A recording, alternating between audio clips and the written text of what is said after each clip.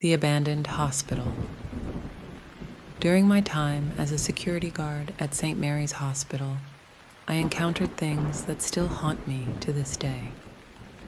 The night shift was always eerie, with the quiet hum of machinery and the occasional distant echo of footsteps.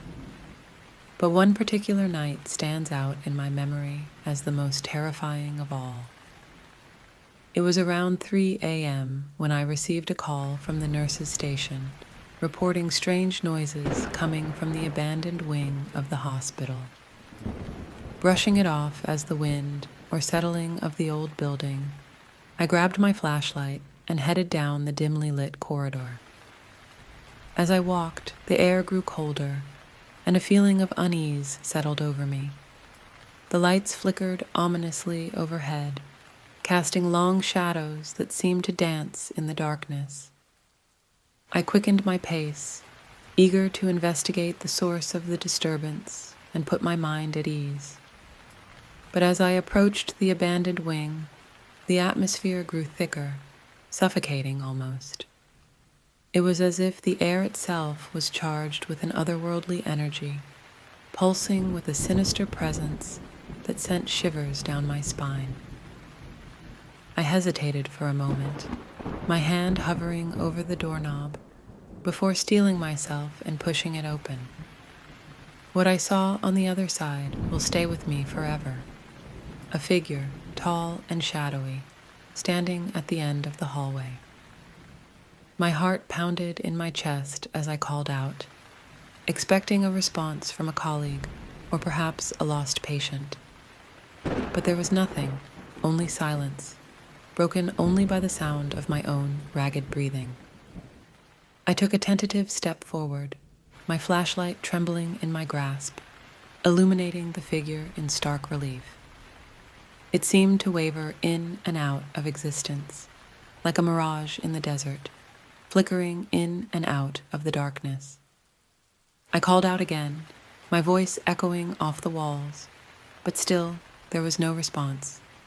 And then, in the blink of an eye, the figure vanished, leaving behind nothing but an icy chill that hung in the air like a tangible presence. I stumbled backward, my heart racing as I fumbled for the light switch, desperate to escape the oppressive darkness that seemed to close in around me. And when the lights flickered to life, I found myself alone in the empty hallway, with nothing but the echo of my own footsteps to keep me company. But as I made my way back to the security office, I couldn't shake the feeling that I was being watched, that unseen eyes followed my every move from the shadows. And even now, years later, I still find myself haunted by the memory of that night and the chilling encounter that lurked within the abandoned halls of St. Mary's Hospital. The creepy call. Working the night shift as a security guard at the old Lawson office building was always an exercise in solitude. Most nights, the building was silent, save for the occasional creak of the floors or the distant hum of the air conditioning. But one night, as I sat at my desk in the security office, I received a call that would send shivers down my spine. It was around 2 a.m. when the phone on my desk began to ring, its shrill tone cutting through the silence like a knife. I picked up the receiver, expecting to hear the voice of a colleague or perhaps a late-night worker who had forgotten their access card. But what I heard on the other end sent a chill down my spine. A garbled voice, speaking in whispers so faint I could barely make out the words.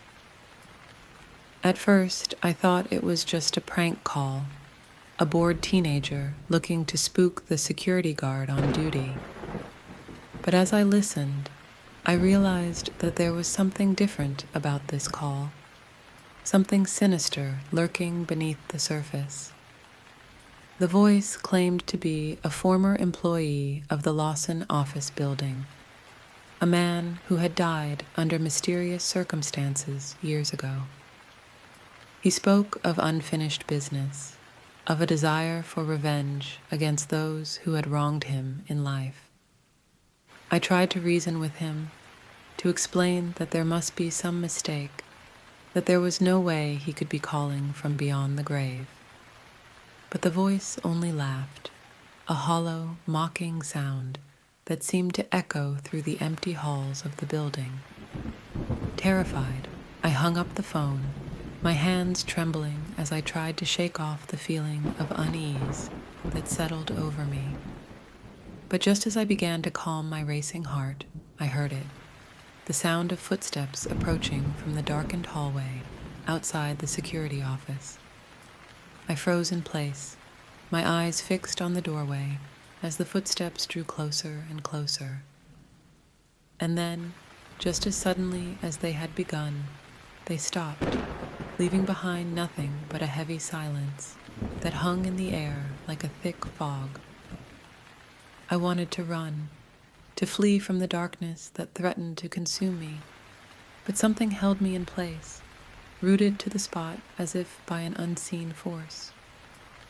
And as I stood there, paralyzed with fear, I heard it, the voice whispering in my ear with a chilling certainty that sent shivers down my spine. It spoke of death and decay, of a fate worse than anything I could imagine. And as I listened, I realized with a sinking heart that the voice on the phone had been right all along, that the Lawson office building was haunted by something far more sinister than I had ever dared to imagine.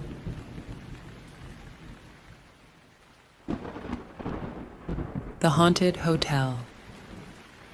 As a night auditor at the historic Oakwood Hotel, I had heard my fair share of ghost stories and tall tales, but nothing could have prepared me for the night that would change my life forever.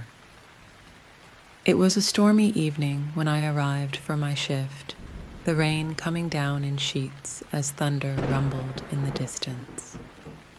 The lobby was deserted, save for the occasional guest who ventured out from their room to brave the elements. But as the night wore on, I began to notice strange things happening throughout the hotel. Doors would slam shut on their own, lights flickered and died without warning, and the air seemed to crackle with an otherworldly energy that sent shivers down my spine.